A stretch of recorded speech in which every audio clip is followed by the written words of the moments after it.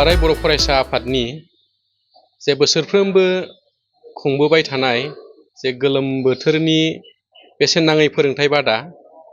देग्लायबो मिरु दुलाराय बर' फरायसा आफादनि बिथोन बायदियै जोंनि मंलाजरा दखरा दुलाराय फरायसा आफादाबो नैबे मंलाजरा गोजौ फरायसालियावहाय जे गोलोम बोथोरनि बेसेन नाङै फोरोंथाइ बादा जों बेखौ दिनैहाय मुखुलि खालामदों। दा बेवहायनो आंखौबो आलासि हिसाबै बिथांमोना लिंनानै लाबोदों जाहाथे आङो दिनैनि बे फोरोंथाइ बादा बेखेवनायाव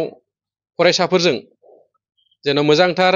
सावरायलायनायनि गेजेरजों गथ'फोरखौ गोसो दुंगाखांहोनानै जे फरायसाफोरखौ बे सोलोंथाइ बादायाव बाहागो लाहोनो थाखाय बिबुंथि लाखिनो आंखौ बो लाबोनायलाय आङो दिनैनि बे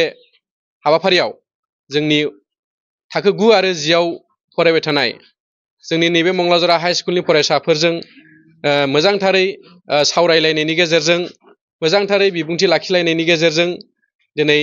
सावरायलायनाय जाहैबाय। दा बेवहाय जेसेबांनाखि फरायसुला फरायसुलिफ्रा बाहागो लादों बिथांमोना नैबे जे मास मोनसेनि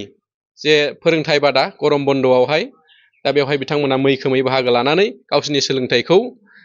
आवग्रिनो थाखाय बिथांमोना दिनै गोसो गुदुं जादों। दा बेवहाय जोंबो माने ओनसोलनि जानानै गोसोआव मोनसे गोजोननाय मोनदों। दा जोंनि फरायसुला फरायसुलिफ्रा जे मोजां मोनसे सोलोंथाइ लानो हायो बेखौ जोङो आसा खालामदों। दा जोङो बेवहाय जोङो सानखान्थि आरो इंराजि ग्रामार आरो बिगियान आयदा जों बे मोनथाम आयदानि सायाव बेखौ फोरोंथाइ बादा जोङो खालामहोनो थाखाय जोङो फोरोंगिरिफोर लानानै फैदों। दा बिथांमोना बेवहाय मोजांथार फोरोंथाइ होगोन जोंहा मोनसे फोथायनाय दङ। दा जोङो मोनसे गथ'फोरखौ जोङो थुलुंगाखां होनो थाखाय बा नैबे गोलोम बोथोरनि जे मास मोनसे गोलाव सम जे बन्द बेवहाय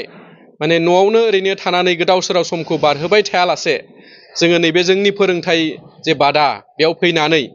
जे फरायसालिनि थाखानाय फोरोंगिरिफोरनि फोरोंनायजों लोगोसे जों जे थिसननाय जे फोरोंगिरि बिथांमोननिफ्रायबो माखासे मोजांथार गियानखौ बुथुमनानै लानो थाखाय जों बे फरायसुला फरायसुलिफोरखौ जोङो खावलायदों आरो बिथांमोनाबो जोङो आसा खालामदों बिथांमोनाबो फैनानै जोंनि बे फोरोंथाइ बादायाव मोजाङै मोजां बाहागो लाफैगोन आरो गाव गावनि सोलोंथाइखौ लाफैगोन होननानै जोङो मिजिंथिदों।